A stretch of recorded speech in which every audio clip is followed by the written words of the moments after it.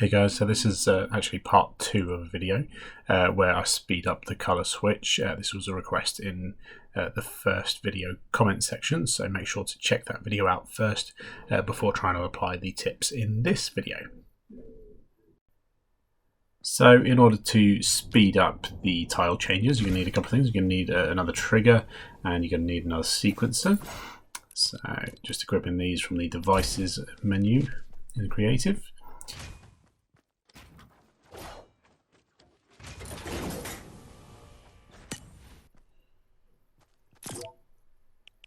I want length to be 10, so it's the same size. So we're just going to start off by setting it up. So I'm literally just going to copy everything over, copy that trigger over, copy this trigger over, and then copy the front trigger over as well.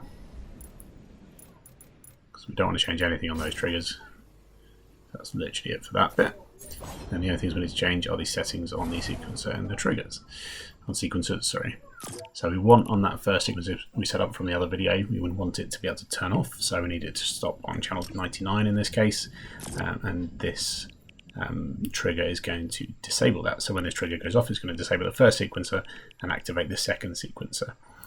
So what we want to do for this is again set it to a delay from the game start. So activate on game phase to game start, and I set a delay. For the example, I'm going to do it after 30 seconds, so after 1 minute, sorry. So when 1 minute is reached of the game time, then the tile swap will speed up.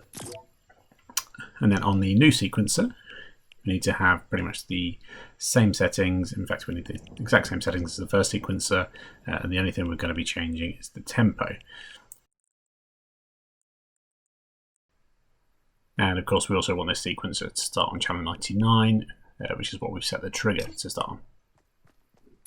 I'm going to check the tempo of the first one, so we have it set to 60, so we want something faster than 60 on this one. I'm going to go for sort of play around with it, you know, trial it, bit of trial and error, but I've put it to 110 in this example. Might be a little bit too fast, but we'll give it a go.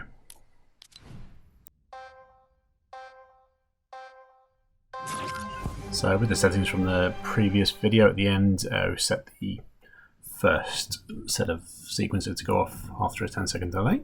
So that should trigger, that goes off. As you can see, we've got the tiles going off about every 10 seconds. Resets, goes to white. The other tiles blow up. And now we'll fast forward this to a minute.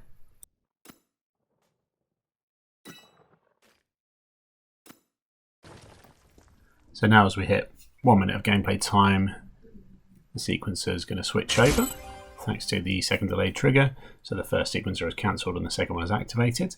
And that with its faster movement, you can see now that the tile swaps are happening a lot quicker. This might be too fast for your game, so obviously just play. All you got to do is play around with the tempo on the sequencers and you're good to go. Of course, if you want it to speed up again, all you got to do is just copy the steps from this process from the second sequencer over to the third, adding another trigger and so on. And happy building!